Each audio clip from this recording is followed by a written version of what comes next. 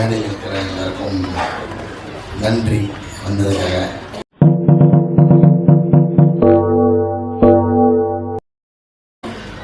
ஒவ்வொருத்தரையும் பற்றி எனக்கு கனெக்ட் பண்ணி பேசுறதுக்கு ஒரு பெரிய பெரிய கதை இருக்குது. அங்கே இருக்கிற எல்லாரோடையும் எனக்கு அப்படி ஒரு பரிச்சயம் இருக்கு.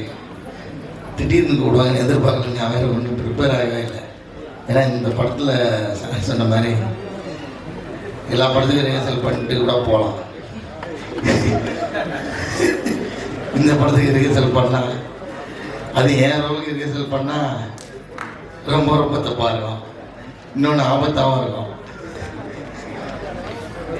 ஏன்னா எனக்கு இருக்கிற இந்த படத்தில் இருக்கிற 2 சிக்கலுமே ரிஹர்சல் பண்ண முடியாத சிக்கல்.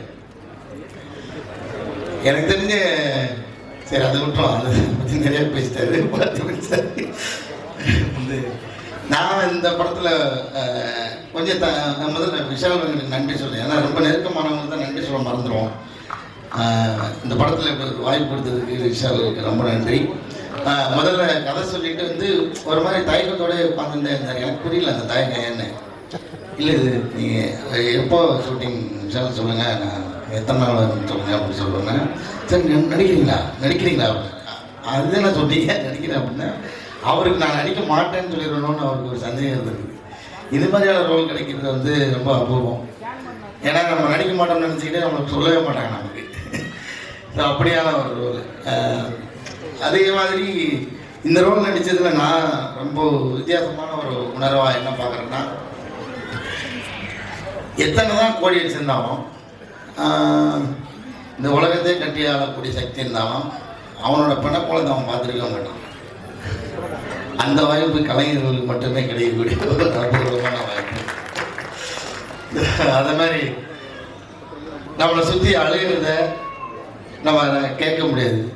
எனக்கு கேட்க நம்ம இருக்க மாட்டோமே, அதை கேட்கக்கூடிய ஒரு வாய்ப்பு. ஸோ இப்படி இந்த ரோலில் வந்து நிறைய அற்புதங்கள் நிகழ்த்து கொடுத்தாரு எனக்கு வந்து விஷாலகட்டி. ஏன்னா எவ்வளோ காசு வச்சுருந்தாலும் சரி, ஒரு டெட் பாடி கிட்ட போட்டு ஒரு ஃபோட்டோ எடுத்து பார்ப்போம், அவனும் நினைக்க மாட்டான்.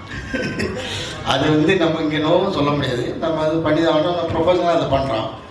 அதே நேரத்தில் இதில் இருக்கிற அவுட்புட்டு பார்க்கும்போது பயங்கரமான ஒரு சந்தோஷம். அதாவது நம்மளுடைய பணக்கோலத்தை நம்ம பார்க்குற ஒரு வாய்ப்பு இந்த உலகத்திலேயே அமையாது யாருக்கு, கலைஞர்களை தவிர்த்து. அது மாதிரியான ஒரு அனுபவம் எனக்கு இதில்.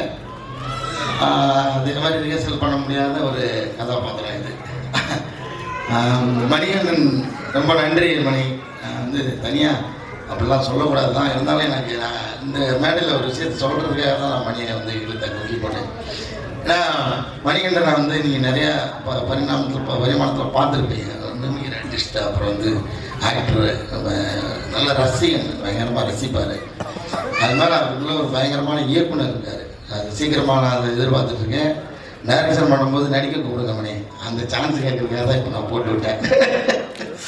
ஏன்னா நான் ஆரம்பத்தில் ஒரு படத்தில் ஒரு கோ டைரக்டர், ரைட்டரு, அதில் நான் ஒரு சின்ன ரோல் நடித்தேன். ஒரு 2 சீனை தான் வரும். அந்த 2 சீன் நடித்தது எனக்கு வேடன ஒரு பேராகிராஃப் வந்து பாராட்டி எழுதியிருந்தாங்க. அதுக்கு முழு காரணமும் மணி தான். ஏன்னா மணி நடிகர்களுக்கு சொல்லிக் கொடுக்குற விதமே வந்து பயங்கரமாக இருக்கும். நீங்கள் வந்து அப்படியே ஊட்டி விடுவாப்புல. அந்த மாதிரி ரொம்ப நன்றி மணி. Thank you so much. சிபிஐயா, ஸ்ரீ கணேஷ், எல்லாருக்குமே நன்றி வந்ததுக்காக. அப்புறம் இந்த படம் ஆல்ரெடி ஹிட் ஆயிடுச்சு. ஏன்னா சக்தி ஃபிலிம் ஃபேக்ட்ரி லோகோ போட்டதுலாம் படம் ஹிட்.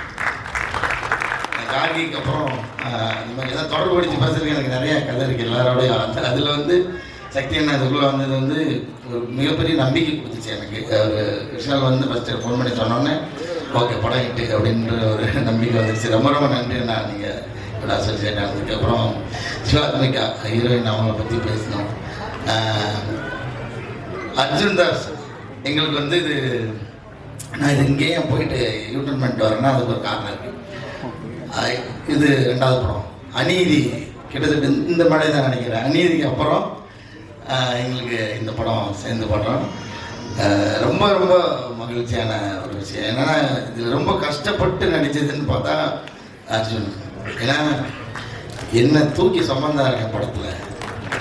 சுமந்தாருன்னா ஒரு தடவை 2 தடவைலாம் இல்லை, அது பல தடவை, பல ஷாட்டுக்கு, பல டேக்குக்கு, லைட்டுக்காக, பேக்ரவுண்டுக்காக எத்தனையோ தடவை காலில் செருப்பு போடாமல் என்னை தூக்கி சுமந்து ஓட வேறு சொல்லுவார் டைரக்டர். அது மாதிரி என்னை தூக்கி சுமந்து அர்ஜுன் தாஸ்க்கு நன்றி. நான் எவ்வளோ பாரமாக இருந்தேன்னு எனக்கு தெரியல, அதை அர்ஜுன் தான் கேட்கணும்.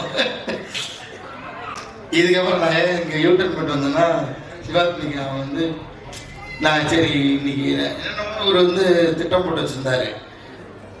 அவர் அர்ஜுன் தூக்குற மாதிரி இப்போ சிவாத்மிகா என்னை தூக்கிட்டு போகணும். இப்போ நீங்களாம் சொல்கிறேன்னா சரி. அப்போ இவர் வந்து 2 பக்கம் ட்ராலி போட்டுடலாம், அதில் வந்து ஒரு பிளாட்ஃபார்ம் வச்சுட்டு அது மேலே காலை வச்சு பேலன்ஸ் பண்ணிட்டு தூக்கிடலாம் அப்படின்னு சொல்லி என்னென்னோ பிளான் பண்ணிட்டே இருக்காங்க. அப்போ டக்குன்னு சிவாத்மிகா வாங்க அப்படின்னு சொல்லிட்டு அப்படி குண்டு கட்ட தூக்கிட்டாங்க, மூட்டையை தூக்குற மாதிரி. இப்படி தானே தூக்கணும் அப்படின்னு முடிச்சு விட்டாங்க. ஸோ அந்த மாதிரி சிவாத்மிகா அவங்களோட ஃபுல் பவரையும் வந்து காமிச்சிருக்காங்க. ஏன்னா அவங்களே என்ன தூக்கி சுமந்து நடிச்சிருக்காங்க இந்த படத்தில். அப்படி அப்புறம் தயாரிப்பாளர்கள் நீங்கள் ஒரு வாக்கு கொடுத்துருக்கீங்க, ஞாபகம் வச்சுருக்கீங்களா இல்லைன்னு தெரியல. அமெரிக்கா கொண்டு போகிறேன்ருக்கீங்க எல்லாரையும். நீங்கள் படம் இட்டானதுக்கப்புறம் இங்கே எல்லாருக்கும் டிக்கெட் போட்டிருக்கேன். இதுக்கப்புறம் நான் இங்கே யூடியூப் பண்ணிட்டு வந்தேன்னா சிவாத்மிகா அவன் வந்து நான் சரி இன்னைக்கு என்னென்னமோ அவர் வந்து திட்டம் போட்டு வச்சுருந்தாரு. அவர் அர்ஜுன் தூக்குற மாதிரி இப்போ சிவாத்மிகா என்னை தூக்கிட்டு போகணும். இப்போ நீங்களாம் சொல்கிறேன்னா சரி. அப்போ இவர் வந்து 2 பக்கம் ட்ராலி போட்டுடலாம், அதில் வந்து ஒரு பிளாட்ஃபார்ம் வச்சுட்டு அது மேலே காலை வச்சு பேலன்ஸ் பண்ணிட்டு தூக்கிடலாம் அப்படின்னு சொல்லி என்னென்னோ பிளான் பண்ணிட்டே இருக்காங்க.